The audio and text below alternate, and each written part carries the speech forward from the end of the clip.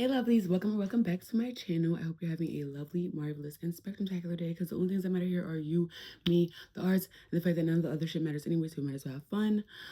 Yes, I do look tired. I can explain. I have a few announcements and then we will hop into today's video.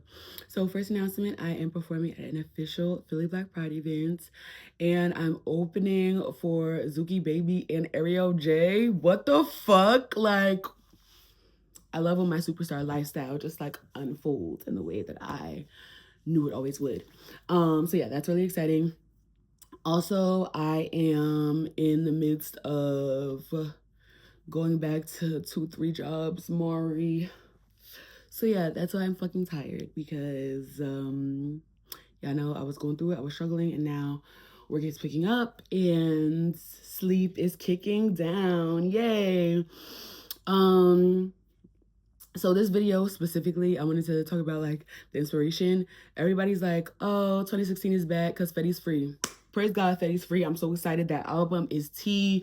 Go listen to it if you haven't listened to it because we put Jersey on the map for the 17,000th time. Like, because you know, y'all always hating on the best state and we really have gems. But yeah, everybody was talking about how we bringing 2016 back. We bringing 2016 back because Fetty free. But my fucking 2016 was the fuck horrible. So we're finna talk about it. Yeah. Left home for the first time. Lost a friend, lost a boyfriend, all in like the span of a month. Niggas were stressed the fuck out. Which is also why I'm gonna call this a shamble, a story time with some rambles, or some story times with a ramble in there. And I'm also probably gonna put it in the real love playlist as well as my story times and rambles, because it kind of like is different things. But y'all know I take my playlist very seriously because if y'all miss something, I want y'all to be able to access it. And yeah, this just felt like all of the above, like real love, rants and rambles, story time. And if you don't know about my real love series, that's basically like, it's only 2 parts in there right now, but it's basically like when I tell y'all about my life and how I became me without so much like comedy or comedic relief to, you know, deter from the truth of what's happening. And yeah, okay, that's all my notes. Let's talk about this because it's all right here, all the trauma. So boom, 2016 started. I was excited because I was graduating from high school and I fucking hated my high school. If you don't know why I hate my high school, I have videos about that. So yeah, so I was really, really excited. But if you're new here, I was an older sibling. I mean, I am an older sibling, but at that time I was a 17-year-old with twin 6-year-olds in the house, twin 7-year-olds, twin 6-year-olds, wreaking fucking havoc on my mental health. My parents had separated a few years before that. So in my head, I really was just like hyped to run away from home. Like that was my reason for going to college. To everybody else, it probably seemed like, you know, I'm smart, I want to go to college. No. I was running away from home. I was like, this is the fuck too much. There's always 2 screaming children in this bitch, and I don't want this responsibility because I did not make these people. I'm running away. Running away. So it was like cool and cute up until June. Because I was excited, you know, I was ready, I felt prepared. Even though I had never like lived away from my family or anything like that, like I was so excited about my school because I had no idea how racist and awful it was yet. So I was so excited about going to college and being 3 to 4, closer to 4 hours away from my family. Like in my head, I was like, y'all can't come visit me unless you call first. And I love that, right? So it was looking good. It was looking cool. We got to graduation in June, which was cool and great. And I read a poem. Niggas was throwing me on a podium in front of a mic from birth. So I had to read a poem about roses or something, about the rose and the thorn and the bush and some shit. It wasn't my poem. My advisor gave it to me. And yeah, it was a happy day. Like I could picture it now. Just the sun was shining. I had my little what's it called? I had me a romper on. Oh yeah, that's another thing. Love note. I have not been editing because I'm tired as fuck, but trust me, the deep dives, edited videos with all the pictures, they are going to become more consistent.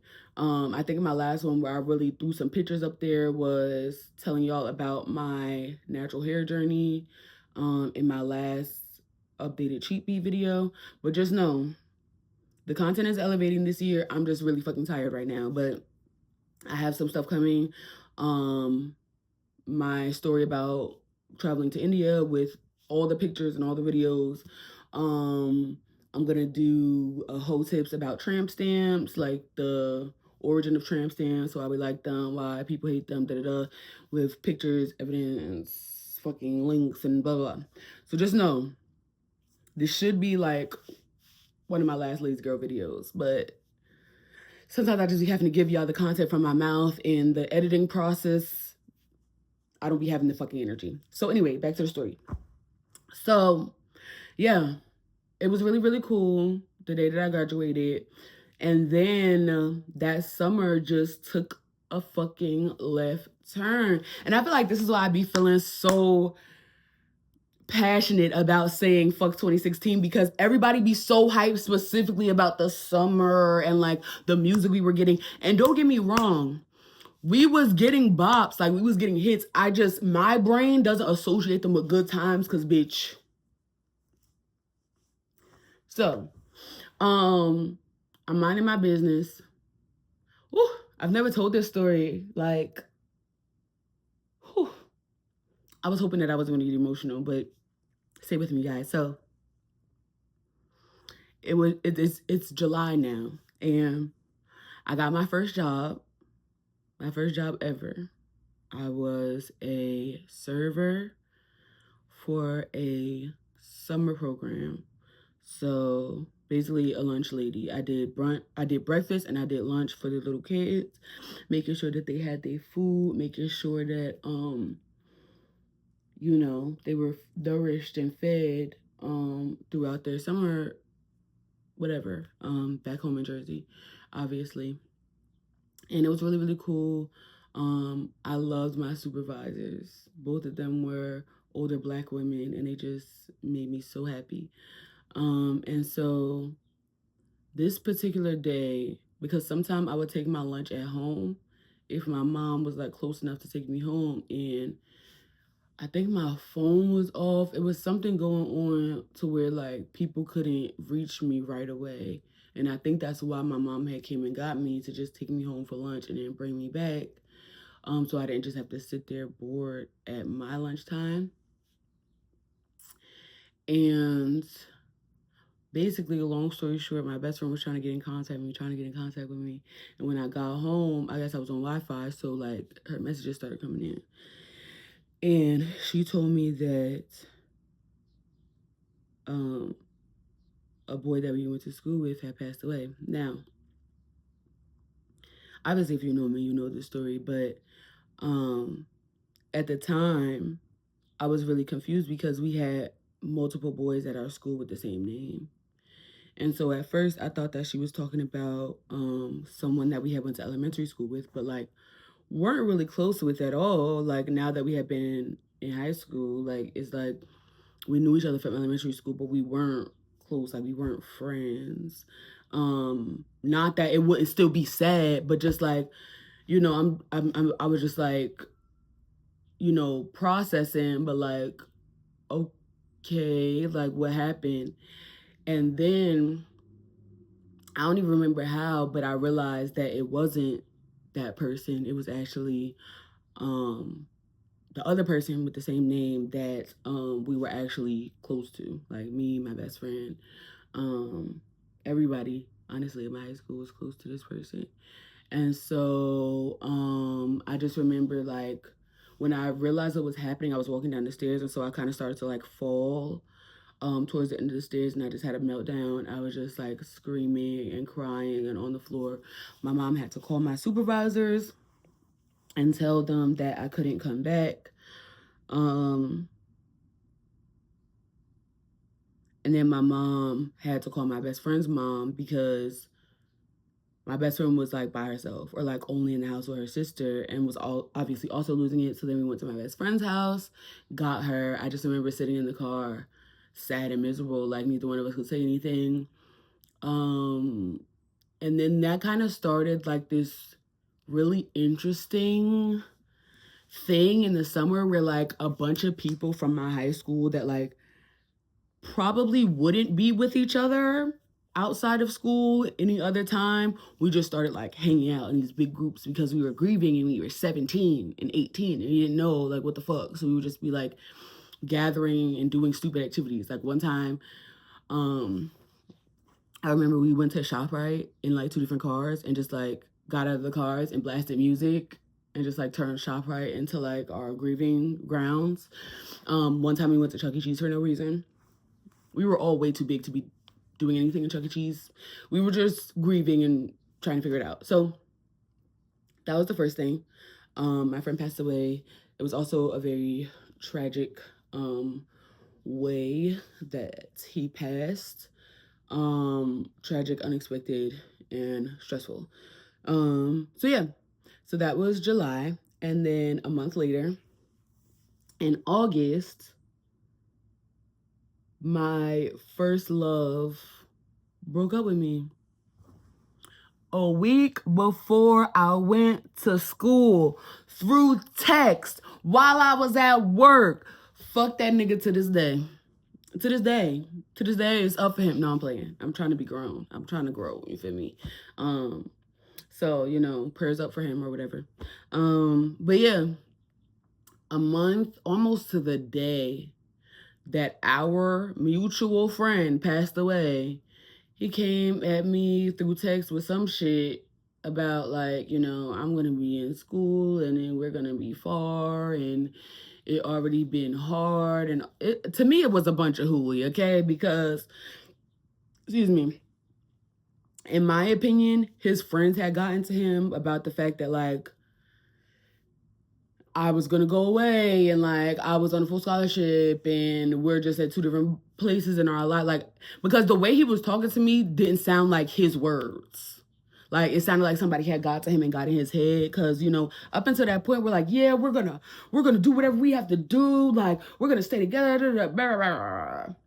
Not to shade y'all. If y'all are watching this and you're in a loving relationship in high school, look, I always say, I wish y'all the best. Do that mean that everything is going to work out and y'all are going to make it to marriage and stay together for many, many years? Hopefully. I really be praying that people break the mold, right? I thought I was going to break the mold, but niggas be full of shit, especially teenage boy niggas. So yeah. So imagine me now,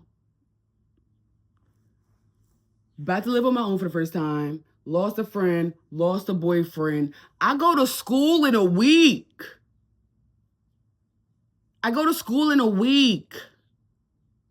I become a legal adult for the first time in like a month. Like, what the fuck is happening? I was so fucking miserable, you guys. Like, I was so miserable. I started college depressed as fuck, which is why I ended up dropping out. I was a mess, and I didn't know that you could take a break because I don't come from a household of people who take breaks. I come from households of education and go get that shit fucking done. So I was trying to go get that shit done, and bitch, I ran out of steam halfway through. So if you ever want a story on dropping out, have I done that? No. Okay, whatever. If y'all want a story on why I dropped out, if y'all want like a breakdown of like my first relationship, my first high school relationship, whatever, how it ended, how it went to shambles, what happened after we broke up, I guess it's tea, whatever. Or I don't assume that y'all want a whole story about my friend that passed away, but like if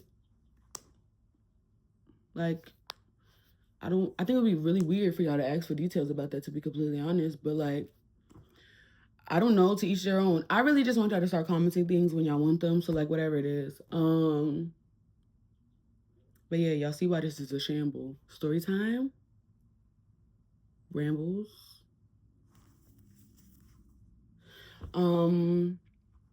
But yeah, I just wanted to tell y'all because I be feeling like a crazy person. Like, no, fuck 2016. I hate fucking 2016.